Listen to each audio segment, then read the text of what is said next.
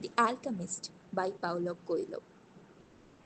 Santiago was a simple boy from Spain who spent his days wandering the hills with his flock of sheep. He loved the freedom of the open fields, the quiet nights under the stars, and the stories his sheep seemed to whisper in the wind. But one night, everything changed. He had a strange, repeating dream. A child told him that if he traveled to the Great Pyramids of Egypt, he would find a hidden treasure.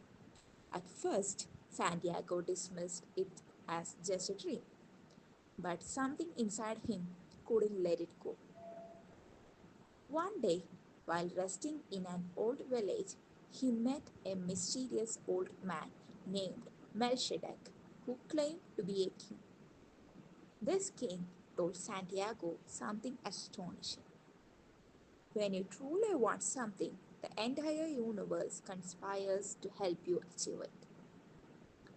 He called this deep desire Santiago's personal legend, his true purpose in life.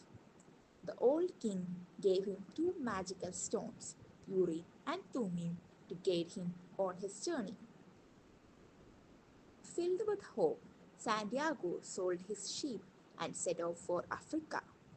But the world was not as kind as he had imagined. In a bustling market, a thief tricked him and stole all his money. Heartbroken and alone, Santiago thought of giving up. But instead, he decided to work for a kind crystal merchant. For months, he polished glasses, served customers, and learned patience. He even helped the merchant improve his shop, proving that setbacks could lead to new opportunities. After saving enough money, Santiago joined a caravan crossing the vast Sahara Desert, hoping to reach Egypt. Along the way, he met an Englishman who was searching for the legendary alchemist, a wise man who knew the secret of turning ordinary metal into gold. The Englishman believed knowledge came from books, but Santiago was beginning to understand that wisdom came from life itself.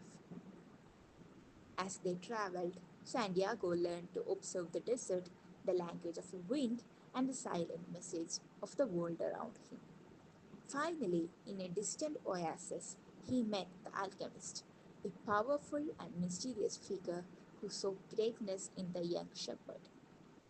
The alchemist agreed to guide Santiago, teaching him the most important lesson. Listen to your heart.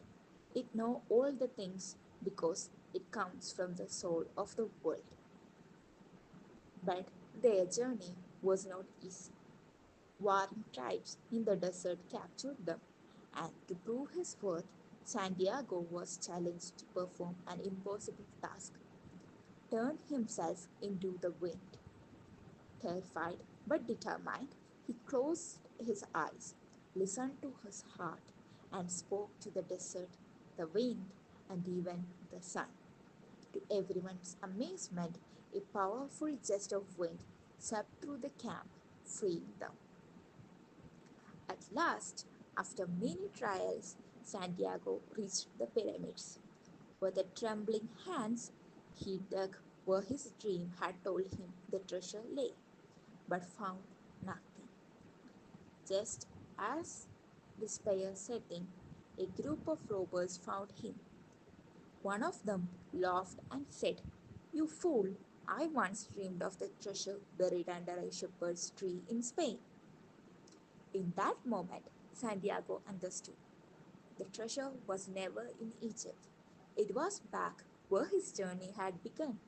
Filled with joy, he returned to his homeland, dug beneath the old tree where he used to sleep, and uncovered a chest filled with gold, jewels, and ancient coins. But the real treasure was not the gold, it was the wisdom he had gained, the courage he had discovered, and the love he had found along the way. The moral of the story: your dreams are precious. No matter how impossible they seem, if you truly desire them, the universe will guide you.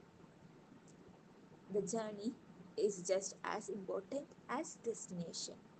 Santiago's adventure, his struggles, and the people he met shaped him into someone wiser and stronger.